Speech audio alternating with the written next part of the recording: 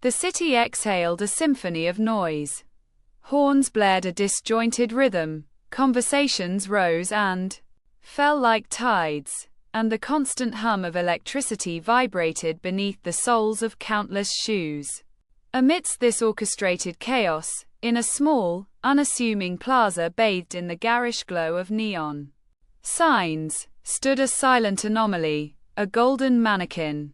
It wasn't one of those sleek, modern forms with exaggerated curves. This mannequin was a more classic rendition, its body smooth and featureless, its limbs articulated but stiff. The gold finish, a kind of matte sheen, caught the light in intriguing ways, sometimes looking dull, sometimes shimmering like a hidden treasure. And draped over its stark form was a simple, grey hoodie, its strings dangling like forgotten questions. It was a bizarre sight, an unexpected visitor amidst the hurried footsteps and hurried lives. People paused, momentarily pulled from their own thoughts. A businessman, glued to his phone, lowered it.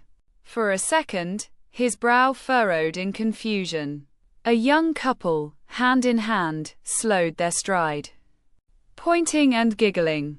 A street artist, his easel propped against a lamppost, tilted his head, his brow furrowed in artistic contemplation.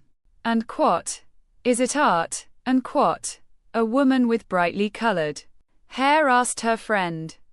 And quot, I bet it's some kind of commentary on consumerism and the objectification of the human form. And quot, her friend, a younger man with headphones perpetually nestled in his ears, shrugged.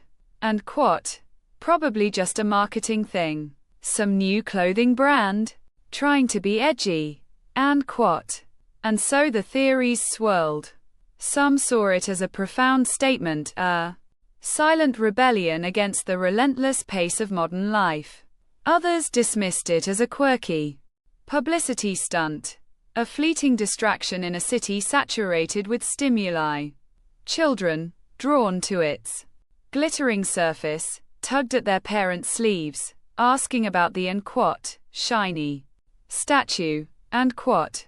As the sky deepened into twilight, the golden mannequin stood unflinching.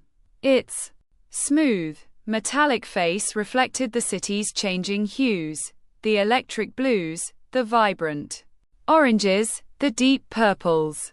It saw the hurried office workers rushing home, their faces etched with tiredness. It saw the lovers whispering sweet nothings under the soft glow of a nearby street lamp. It saw the lone figure, huddled on a park bench, lost in their own quiet sorrows. The mannequin didn't judge. It didn't comment. It simply observed, its silent presence or constant in the ever-shifting scene.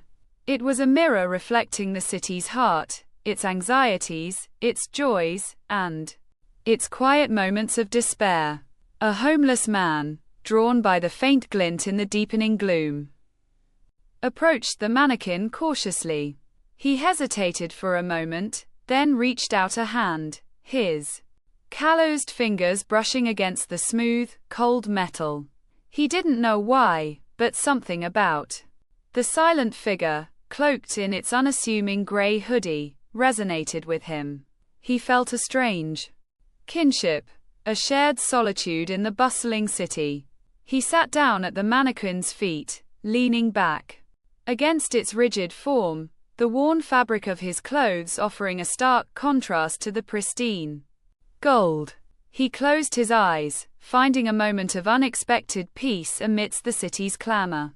The city continued its relentless rhythm.